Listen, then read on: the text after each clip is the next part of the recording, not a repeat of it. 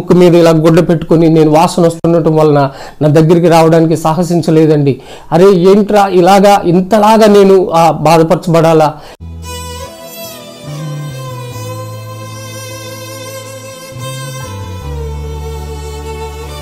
ఈ రక్తం ఏంటి, ఈ చీమేంటి, ఈ చర్మం విడిపోవటం ఏంటి, అలాగా ఈ నోటి మాట పోవటం ఏంటి, ఈ బ్రెయిన్లో ఈ నమ్నెస్ ఏంటి, ఈ మాటలు ఇవన్నీ నా రక్తం తాగుతున్నది. నా 2 కాళ్ళు చీమలు పట్టి ఉన్నాయండి. దాదాపు ఈ పురుగులు అంటే చిన్న చిన్న పురుగులు నా కాళ్ళ మీద పాకుతూ ఆ బొద్దింక నా చర్మం ఎప్పుడైతే చీరుస్తూ ఉన్నదో నన్ను నేను చూచుకుని ఆ రోజున ఆ దినము నేను నా పరిస్థితికి నేనే అసహించుకున్నానండి. యేసుక్రీస్తు నామంలో మీ అందరికీ శుభాభివందనాలు తెలియచేస్తున్నాను. ఈ రోజున ఈ ఉదయకాల సమయంలో నా సాక్ష్యాన్ని పంచుకోవడానికి ఈ రీతిగా మీ ముందుకు రావడానికి ప్రభువు నాకు ఇచ్చినటువంటి ధన్యతను బట్టి దేవుని స్తుతిస్తున్నాను.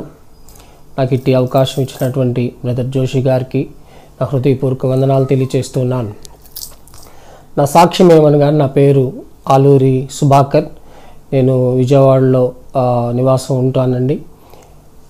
గత 20 సంవత్సరాలుగా ప్రభు యొక్క నా పట్ల చేసినటువంటి గొప్ప సాక్ష్యాన్ని అనగా అద్భుతమైన ఆ యొక్క స్వస్థతను అనేక మందికి చెప్తూ దేవుణ్ణి మహిమపరుస్తూ ఈ రీతిగా నేను ముందుకు వెళ్తూ ఉన్నాను. నా సాక్ష్యం ఏదనగా నేను ఒక క్రైస్తవ కుటుంబంలోనే పుట్టినాను. ఒక నామకార్థ క్రైస్తవుడిగా పెరిగినాను. 2003 సంవత్సరం ఈ సంఘటన నేను చెప్తూ ఉన్నాను. 2003 సంవత్సరంలో నాకు అప్పుడు దాదాపు 22 సంవత్సరాలు.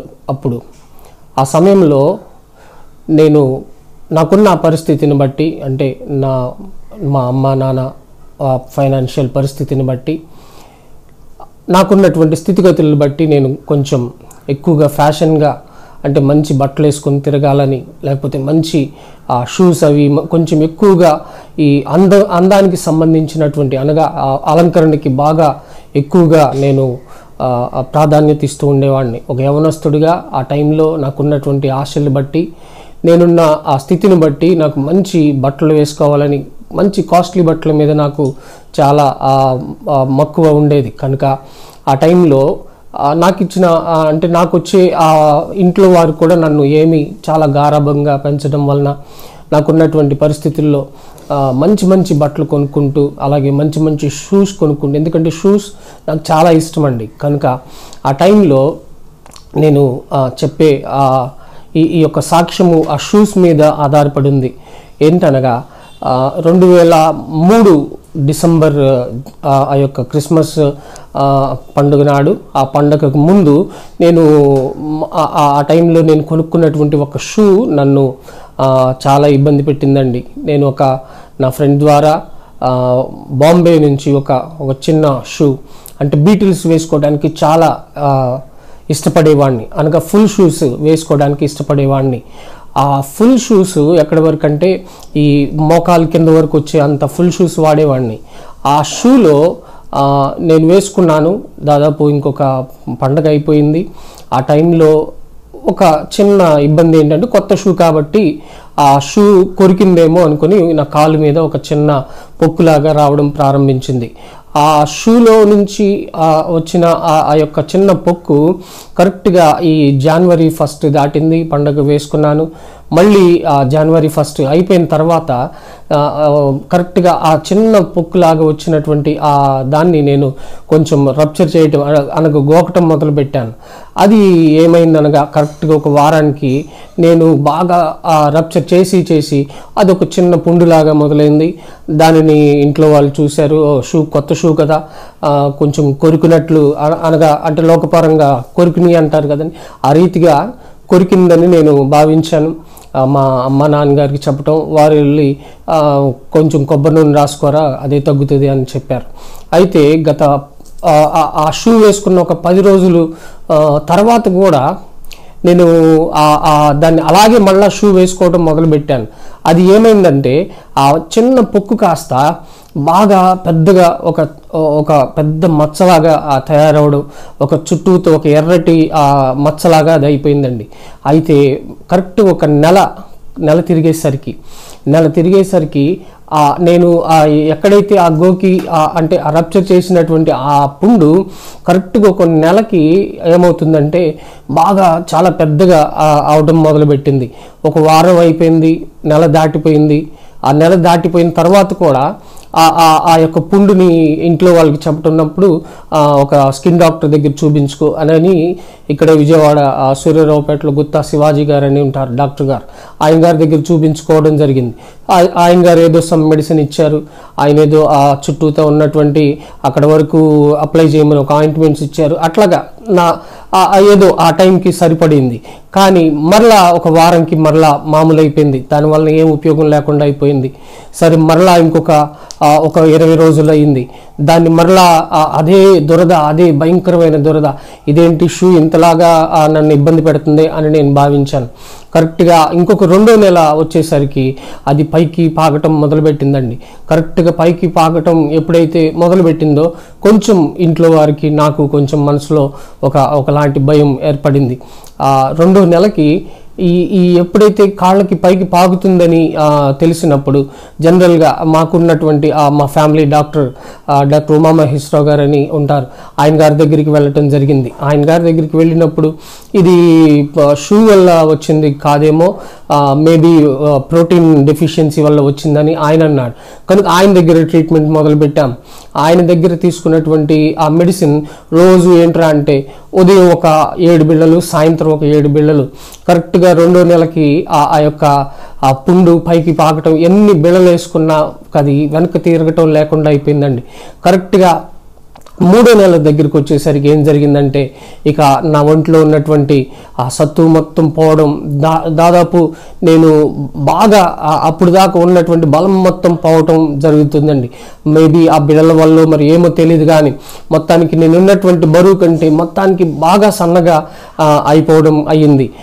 ఆ చిన్న ఆ పొక్కు నన్ను ఇంతలాగా బాధ పెడుతుంది ఏంటి, నేనేంటి ఇలాగైపోయానేంటి అని ఒక చిన్న బాధ నాకు అప్పుడే మొదలుపెట్టడం జరిగింది.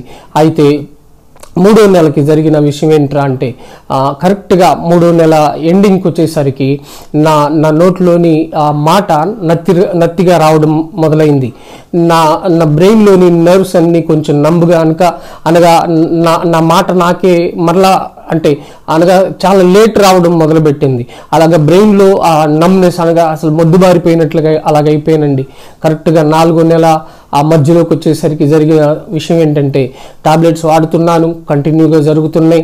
అయితే దాంట్లో జరిగిన విషయం నాకున్న ఈ చర్మపు ఈ యొక్క పాకటం ఎక్కడైతే ఇదైందో నేను ఎక్కడ పట్టుకుంటే అక్కడ నా చర్మం విడిపోవడం మొదలుపెట్టిందండి. నేను ఏ రీతిగా ఎక్కడ మీకు చూపిస్తున్నాను, దాదాపు ఈ పరిస్థితుల్లో దాదాపు ఇట్లాగా ఈ చర్మం ఈ రీతిగా సాగటం, ఎక్కడ పట్టుకుంటే అక్కడ ఇట్లాగా చీరిపోవడం మొదలుపెట్టిందండి. నేను ఈ మొహం మీద అనగా ఈ ఫేస్ మీద కూడా ఈ ప్రాంతంలో నాకు ఇక్కడ చీరుకుపోయింది. అయితే దేవుని కృపను బట్టి ఇది పూడికిపోయింది, కానీ మిగతా చాలా చోట్ల నాకు ఇప్పటికీ అలాగే ఉన్నాయండి. అయితే డాక్టర్స్ చెప్పిన విషయాలు, ఒకళ్ళు ప్రోటీన్ డెఫిషియన్సీ అన్నారు, ఇంకొకళ్ళు ఏమో చర్మపు రోగం అన్నారు. కానీ కరెక్ట్గా 4వ నెలకి నా మాట తీరిపోయింది. నా యొక్క ఆ బ్రెయిన్లో నెర్వ్స్ అన్ని తెగిపోవటం నేను చూశానండి. ఎక్కడ కూర్చున్నా కూడా నేను దాదాపు అంత దూరంలో ఉండగా నన్ను గుర్తుపట్టే అంతగా నేను అయిపోయాను. ఎలాగనగా నా చర్మంలో నుంచి ఈ లేయర్స్ తీసుకోవడం, అంటే ఇలా అనంగా నా చర్మంలో నుంచి లేయర్స్ దాదాపు చర్మంలో 7 లేయర్స్ ఉంటాయి కదండి, ఆ లేయర్స్ ఇలాగ తీసుకోవడం, చీము రావడం, రక్తం రావడం జరుగుతూ ఉన్నది. నన్ను చూడంగానే ఖచ్చితంగా నన్ను అసహించుకునే పరిస్థితి వచ్చేసింది. దాదాపు 4 నెలల తర్వాత ఒంటి మీద ఉట్టి అనగా ఓన్లీ టవల్ మాత్రమే కట్టుకునే పరిస్థితి వచ్చేసిందండి. ఒంటి మీద ఏ బట్ట లేదు.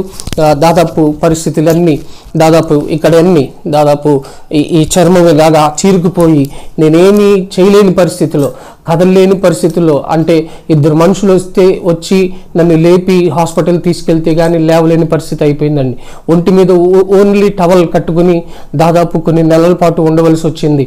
అయితే దాదాపు ఆ పరిస్థితిలో నాకు ఆ చీము రక్తము నన్ను బాగా అంటే నాకు నేనే వాసన, నాకు నేనే, అంటే నేను ఇక్కడ ఉన్నాను అని అంటే అంత దూరంలో ఉన్న వాళ్ళకి నీ ఫలానా చోట ఆడున్నాడు అనే పరిస్థితి.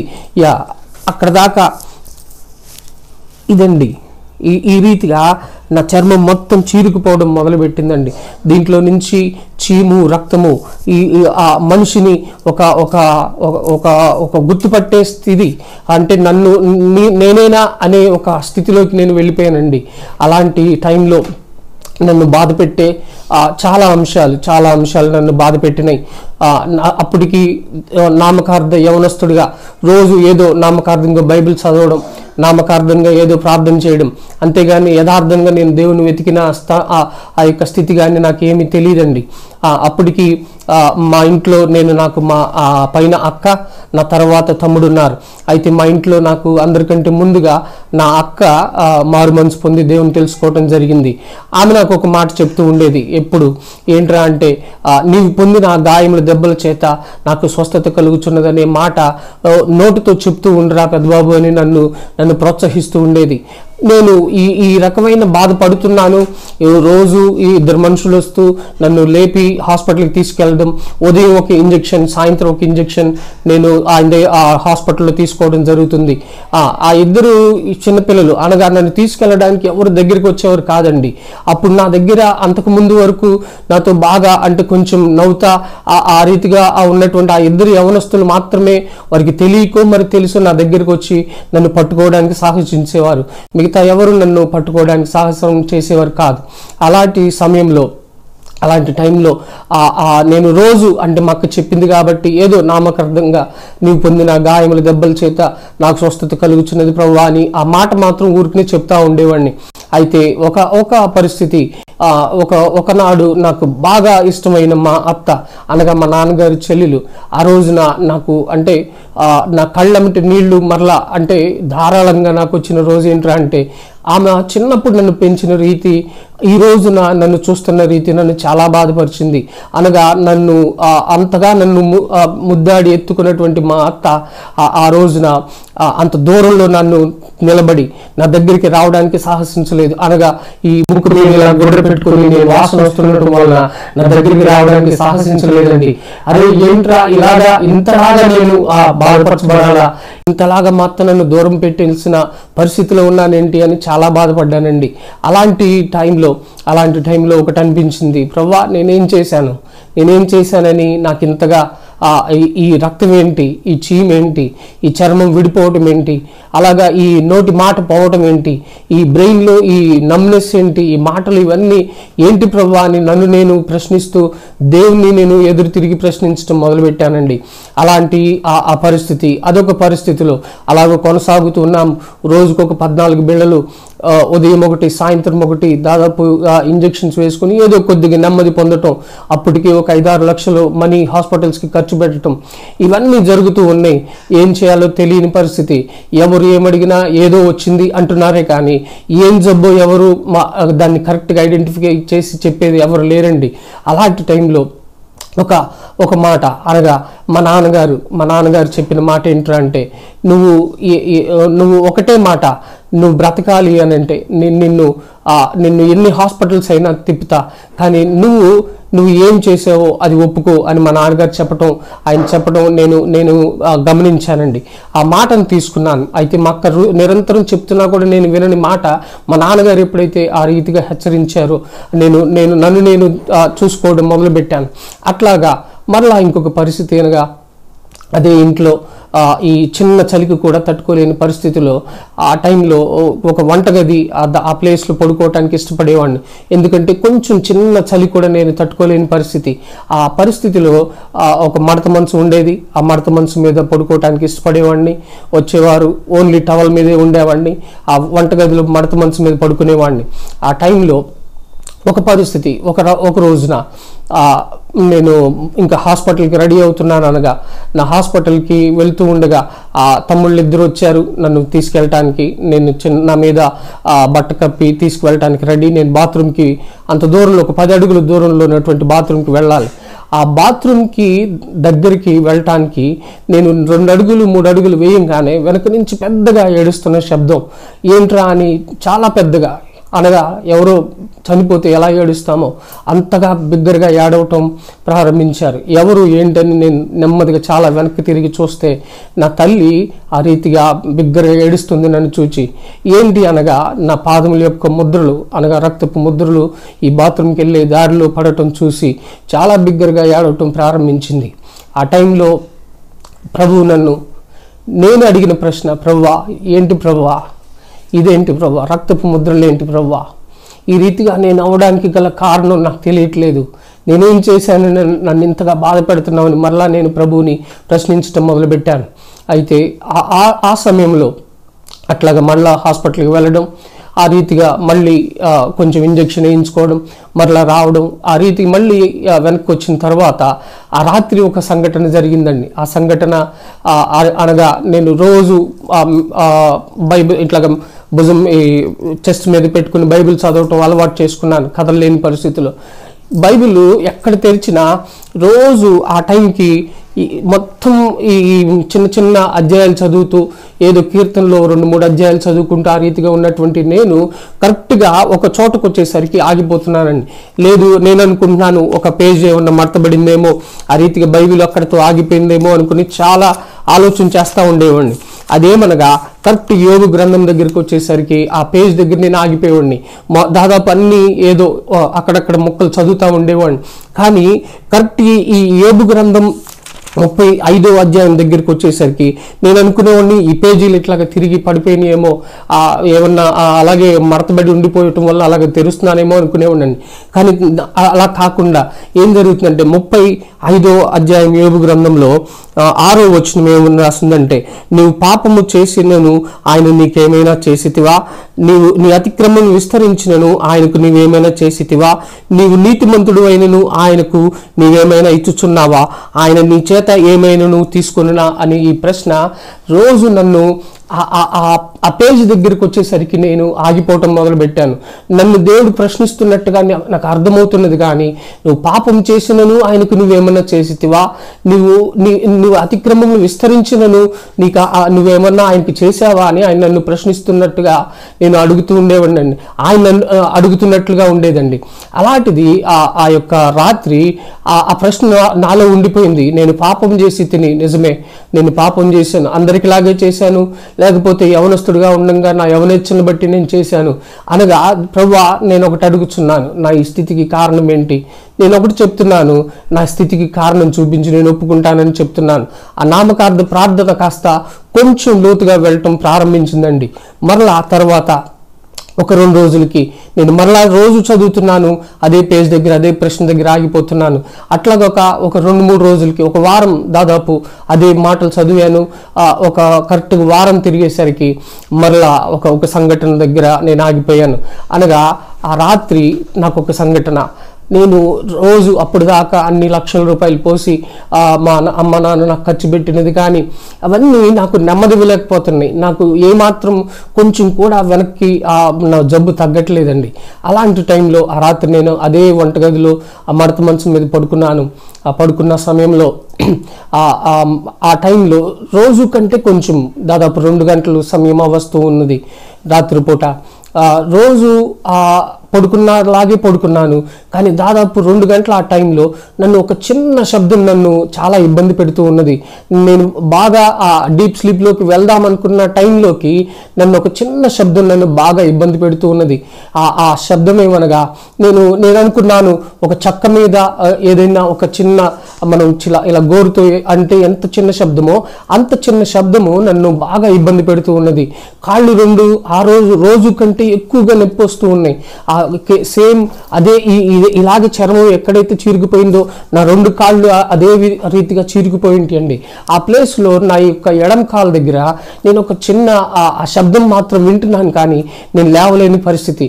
నా 2 కాళ్ళు దాదాపు బాగా రోజు కంటే ఎక్కువ నొప్పి రావడం మొదలుపెట్టింది. ఆ టైంలో నేను నోరు తెరిచి మా అమ్మ అని పిలుస్తున్నాను, కానీ నా మాట బయటికి వెళ్ళట్లేదు. కానీ నేను పిలుస్తూ ఉన్నాను, ఎంతసేపు అరిచినా ఎవరు నా దగ్గరికి రావట్లే. ఆ టైంలో సరే నేనే చాలా నొప్పి ఉండే కొంది ఎక్కువ అవుతుండేసరికి అప్పటికప్పుడు నేను చాలా బలవంతంగా చాలా మడత మంచం అవి పట్టుకుని లేచి కూర్చున్నానండి. లేచి చూసేసరికి దాదాపు నన్ను నేను అసహించుకునే లేకపోతే ఆ యొక్క చిత్రం నేను చూశాను. అనగా నా కాళ్ళుని ఇంత బొద్దింకొచ్చి ఆ యొక్క ఆ చివరి అంచును పట్టుకుని గీగుతా ఉన్నది. అంటే నా చర్మాన్ని ఇంకా చీరుస్తానికి ట్రై చేస్తూ ఉన్నది. అది నా రక్తం తాగుతున్నది. నా 2 కాళ్ళు చీమలు పట్టి ఉన్నాయండి. దాదాపు ఈ పురుగులు అంటే చిన్న పురుగులు నా కాళ్ళ మీద పాకుతూ ఆ బొద్దింక నా చర్మం ఎప్పుడైతే చీరుస్తూ ఉన్నదో నేను చూచుకుని ఆ రోజున ఆ దినము నేను నా పరిస్థితికి నేనే అసహించుకున్నానండి. నా ఒంటి మీద ఆ టవల్ మాత్రమే ఉంది. అనగా నా బట్టలకి నేను అసహ్యమైపోయాను. నా చర్మానికి ఈ పురుగులకు బాగా అంటే స్నేహం కుదిరినట్లుగా అయిపోయింది. నా ఒంటి నిండా చీము నాగటానికి చీమలు పట్టి కూర్చున్న ఆ టైంలో ప్రభు నన్ను మరలా ప్రశ్న ఆ టైంలో నేను అడుగుతున్నాను, ప్రభా నేనేం చేశాను ప్రభా? ఇంతలాగా నా మీద పురుగులు లేకపోతే చీమలు పట్టి ఈ బొద్దింకి వచ్చి నా చర్మం చీల్చి అంతగా నేనేం చేశాను ప్రభా అని నేను ప్రశ్నించటం, మరలా అదే తిరుగుబాటు స్వభావంతో నేను దేవుణ్ణి ప్రశ్నిస్తూ ఉన్నాను. కానీ అంతకంతకి బాగా ఏడ్చాను. ఆ రోజున ఒక చిన్న ప్రార్థన చేసుకుందాం, నాకు ఇంకా ఏముంది అని చాలా బలవంతంగా నా అంతటి నేను చాలా నెలల తర్వాత నా అంతటి నేను మంచం దిగి కింద ఆ మోకాళ్ళేసి నా బెడ్ పక్కనే ఆ మడత మంచం పక్కనే నేను ప్రార్థన చేయటం మొదలుపెట్టాను. ప్రభా నేను ఒకటి అడుగుతున్నాను, నేనేం చేశాను ప్రభా? ఒకవేళ నేను చేసినది నీ దృష్టిలో నేరం ఏంటి అది నాకు చూపించు, నేను దాన్ని ఒప్పుకొని విడిచిపెడతా. అయితే నేను ఒకటి చెప్తున్నాను ప్రభా, నువ్వు నన్ను బ్రతికిస్తే ఖచ్చితంగా నువ్వు నాకు ఇచ్చిన తలాంతులు అనగా నేను ఆ టైంలో నేను బాగా డ్రమ్స్ ప్లే చేసే ఉన్నాండి చర్చ్లో. సండే స్కూల్లో నేర్చుకున్నటువంటి ఆ కాంగోస్ నుంచి ఆ జాజ్ ప్లేయింగ్ వరకు నేను బాగా ప్లే చేశానని ఆ తలాంతుల్ని నేను నీ కోసం ఉపయోగిస్తాను ప్రభా. అయితే నేను ఒకటి అడుగుతున్నా, మా అమ్మ మా నాన్నకి వీడికి ఏదో వచ్చి చనిపోయాడురా అని నాకు అర్థమవుతున్నది, నేను చనిపోతానని. కానీ మా అమ్మ మా నాన్నకి వీడికి ఏదో పెద్ద జబ్బు ఏదో వచ్చింది అందుకని వీడు చనిపోయాడు అని ఆ పేరు మాత్రం తీసుకురావద్దు ప్రభు అని ఆ రాత్రి ప్రభువుని అడిగాను. నేను ఒక మాట ఆ తర్వాత ఈ ప్రార్థన చేసిన తర్వాత రోజు మరలా నేను డాక్టర్ దగ్గరికి వెళ్ళడం జరిగింది. ఆ డాక్టర్ దగ్గరికి వెళ్ళినప్పుడు నేను అడిగాను, డాక్టర్ గారు నాకు అర్థమవుతున్నది నా పని అయిపోవచ్చిందని. నేను అన్నాను, నాకు ఇంజెక్షన్ ఇస్తే నేను ఇంటికి వెళ్తానండి, కొంచెం నెమ్మది దొరుకుతుంది నాకు అని నేను చెప్పాను. ఆయన అన్నారు, నేను వేరే డాక్టర్ని రిఫర్ చేయడానికి చూస్తున్నాను, మీ నాన్నగారితో మాట్లాడతాను వెళ్ళండి అన్నారు. ఆ టైంలో నేను ఆ ఇంజెక్షన్ వేయించుకున్నాను, వచ్చేసాను. ఆ రాత్రి జరిగిన సంఘటన కొంచెం మోకాళ్ళు వేయటం ప్రారంభించి ప్రార్థన చేయటం అలవాటు చేసుకున్నాను కదా, మరలా బలవంతంగా నేను చేశాను. అనగా నేను మళ్ళీ అదే యోబు గ్రంథం నేను చెప్పాను కదండి, ఇప్పుడు ఎక్కడ దాకా వెళ్ళినా మరలా అదే యోబు గ్రంథం దగ్గర ఆగిపోతున్నాను. మళ్ళీ నాకు దొరికినటువంటి ఆ మాట ఏంటనగా 33 యోబు గ్రంథము, అదే పేజీకి వెనకాల 33 యోబు గ్రంథంలో 26వ వచనంలో 25వ వచనంలో ఏమైనా ఉంటుందంటే, అప్పుడు వాని మాంసము బాలుర మాంసం కన్నా ఆరోగ్యంగా నుండును, వానికి తన చిన్ననాటి స్థితి తిరిగి కలుగును, వాడు దేవుని బతిమాలుకుని ఎడల ఆయన వానిని కటాక్షించును, కావున వాడు ఆయన ముఖం చూచి సంతోషించును. ఈ మాట నన్ను పట్టుకుందండి. నేను అంతకు ముందు వరకు చదివిన ఆ పేజ్ని జస్ట్ పక్కకు తిప్పడం వలన నాకు దొరికినటువంటి ఆ మాట ఏంటంటే, వాని మాంసము బాలురు మాంసం కన్నా చిన్న మిన్నయని మాంసంగా ఉంటుంది, వాడు బతిలాడుకున్న ఎడల దేవుడు వాడిని రక్షించుననే మాట నేను చదవటం చూశానండి. చిన్ననాటి స్థితి అనగా మరలా నేను అనుకున్నాను, మరలా చిన్ననాటి స్థితి ఏంటి, మరలా నాకు ఈ 22 సంవత్సరాలు వచ్చేసినాయి కదా, నాకు జరుగుతున్నది ఏంటి, దేవుడేంటి ఇలాంటి ఆన్సర్ ఇచ్చాడు అనుకున్నానండి. అయితే ఆ తర్వాత రోజు నేను డాక్టర్ దగ్గరికి వెళ్ళటం, ఆయన మళ్ళీ నా కోసం రాస్తున్న మందులు ప్రిస్క్రిప్షన్ తీసుకుని ఆయన రాసిన మందు ఏంటంటే ఒక చిన్న ప్రోటిమెక్స్ అని ఒక చిన్న ఫారెక్స్ లాంటి ఒక చిన్న పాల పౌడర్ రాశాడండి. నేను అన్నాను, డాక్టర్ గారు మీకు కూడా అర్థమైపోయిందా నేను చనిపోతున్నానని. అయితే మరి ఏంటండి ఇలాంటి పాల పౌడర్ రాశారు, ఇది ఒక్కటే అంటే, నాన్న ఇది తీసుకువెళ్ళి మీ నాన్నగారితో మాట్లాడతాను, వేరే డాక్టర్ దగ్గరికి వెళ్దు కానీ ఈ పాల పౌడర్ మాత్రమే నువ్వు రాసుకో, పాలలో కలుపుకుని తాగు అని చెప్పారండి. నాకు ఆ రోజు నాకు అది అర్థం కాలేదు. నేను మరలా రాత్రి ఆ మాటను చదువుకున్నాను, వారి మాంసము బాలురి మాంసం కన్నా మిన్నయని మాంసంగా ఉండునని ఆ మాట నేను చదువుకున్నాను. చదివినప్పుడు నాకు అర్థం కాలేదు. కొద్దిగా నెమ్మది తెలియని ఒక ఫీలింగ్ ఏంటంటే, ఖచ్చితంగా ఆ రాత్రి ప్రభు నన్ను ముట్టాడు అనగా నేను అంత పరిస్థితిలో నేను మరలా ఆ రాత్రి ఆ మాట పట్టుకున్నాను. కానీ నేను ఒక సంఘటన ఎదుర్కొన్నాను. నేను మరలా మోకాళ్ళేసి ప్రార్థన చేయటం మొదలుపెట్టాను. మీరు నమ్మరు, దాదాపు 8 దెయ్యాలు నా మీద చీకటి ఆకారాలుగానే ఉంటున్నాయి, కానీ లిటరల్గా నన్ను కొట్టడం ప్రారంభించినాయి. టాప్ మన ఒక చంప మీద ఒకటి, ఇంకొక మీద కొట్టడం, దెబ్బ తగులుతుంది కానీ ఆకారం కనబడట్లేదు.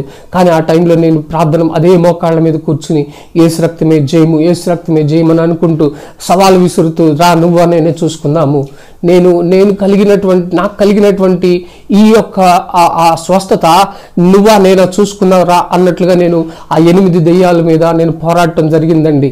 మనుషులకి అది ఒకవేళ అది కనబడకపోవచ్చు, లేకపోతే నా ఉదయం లేచి చూచుకున్నప్పుడు నాకు దెబ్బలు నొప్పి తెలుస్తుంది కానీ నా పైకి కనబడట్లేదు. అది ఒకవేళ ఎవరికి చెప్పినా అది ఒకవేళ నమ్మశక్యంగా లేకపోవచ్చు, కానీ నా హృదయంలో నేను పడినటువంటి ఆ బాధ, ఆ 8 దెయ్యాలతో నేను ఎప్పుడైతే పోరాడి ఆ తెల్లవారు నేను లేచానో నాకు కంప్లీట్ విడుదల కలిగిందండి. నేను మా నాన్నగారికి చెప్పాను, నాన్న నేను ఇక్కడి నుంచి ఈ బిళ్ళలు వేసుకోను నాన్న, రోజుకి 14 బిళ్ళలు ఇవన్నీ నేను వేసుకోవడం, ఈ ఇంజక్షన్కి వెళ్ళటం ఇవన్నీ నాకు ఇష్టం లేదు అంటే మా నాన్నగారు ఒకటే మాట అన్నారు, వద్దంటావా, వేసుకోవా, రైట్ మానేసేయి, వేసుకోవద్దు అనే ఒక మాటతో అక్కడితో ఆపేయటం. మరి ఎందుకనో తెలీదు, ఆ బలమైన వద్దా మానేసేయి అనే మాట నన్ను చాలా బలం చేకూర్చిందండి నాకు. ఆ రోజు నుంచి నేను ఆ టాబ్లెట్స్ మానేశాను, ఆ ప్రోటిమెక్స్ మాత్రమే తాగాను. కానీ మీరు ఆశ్చర్యకరంగా, దేవుడు చాలా ఆశ్చర్యకరంగా నా చర్మం మరలా మూయటం నేను చూశానండి. ఒక్కొక్క లేయర్ అవే మళ్ళీ అతుక్కోవడం చూశానండి. దాదాపు మళ్ళీ 1 సంవత్సరం పాటు 2004 డిసెంబర్ వరకు నేను చూసింది ఏంటంటే, నన్ను మా ఇంట్లో వాళ్ళు చాలా చిన్న పిల్లవాళ్ళలాగా, ఎందుకంటే దేవుడు వాగ్దానం చేశాడు, బాలురి మాంసం కన్నా మిన్నైన మాంసం వాని శరీరంలో ఉంచుతానన్న మాట, ఆ యొక్క మాట నన్ను బలంగా నిజంగా మరలా నన్ను చిన్నపిల్లలాగా మా అమ్మ మా నాన్న నన్ను పెంచడం చూశానండి. మా నాన్నగారు డిగ్రీ వయసులో, ఆ వయసులో దాదాపు 22 సంవత్సరాల వయసులో నన్ను ఎత్తుకుని మెట్లు దిగటం నేను చూశానండి. కనుక ఆ దేవుడు ఇచ్చినటువంటి మాట, నాకు ఇచ్చినటువంటి ఆ రాత్రి జరిగినటువంటి ఆ స్వస్థత కార్యము నేను ఒకటే అడిగాను, ప్రభువా నువ్వు నన్ను బ్రతికించినావు, నేను ఏమీ చెల్లించలేను, కానీ నేను ఒక మాట ఇచ్చాను, నా మాటకు గౌరవించావు నువ్వు, నాకు ఇచ్చినటువంటి తలాంతులు బట్టి నీ కోసం బ్రతుకుతానని ఏదైతే మాట ఇచ్చానో అది నేను నీ కోసం చెప్తాను ప్రభువా, సమాజం మధ్యలో నిన్ను స్తుతిస్తాను ప్రభువా, నాకు ఇచ్చినటువంటి తలాంతులతో నిన్ను స్తుతిస్తానని ఆ 2003 సంవత్సరంలో నేను ఆ దేవుడి దగ్గర ఆ యొక్క ఒడంబడిక అనగా నేను సాక్ష్యం చెప్తానని మాట ఇచ్చానండి.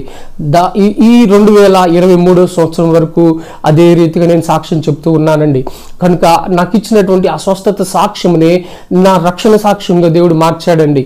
అనగా అనేకమైన తప్పిదాలు ఉన్నాయి, అనేకమైన పోరాటాలు ఉన్నాయి, శోధనలు ఉన్నాయి, కానీ దేవుడు నాకు ఇచ్చినటువంటి ఆ యొక్క స్వస్థత నన్ను ఎంత దూరం తీసుకెళ్ళిందంటే, ఇలాంటోడి కోసమా అనగా నేను ఏ రోజునైతే దేవుణ్ణి ప్రశ్నించటం అది మానేశానండి, దేవుడు నాకు ఆ తర్వాత నా తెర ముందు అనగా నా కళ్ళ ముందు నేను చేసిన ప్రతిదీ అనగా నువ్వు పలానా అమ్మాయితో మాట్లాడావు, పలానా వాళ్ళతో నేను ఇట్లాగా చేసావు, ఏ రోజున నేను అనుకునేవాడిని, నేను ఏ రోజున ఒక మందు కానీ ఒక గుట్కా కానీ లేకపోతే ఒక అమ్మాయితో ఇట్లాగ పడుకోవడం కానీ లేకపోతే ఇట్లాగ నేను ఎప్పుడు ఏం చేయలేదని ఒక గర్వంతో ఉండేవాడినండి.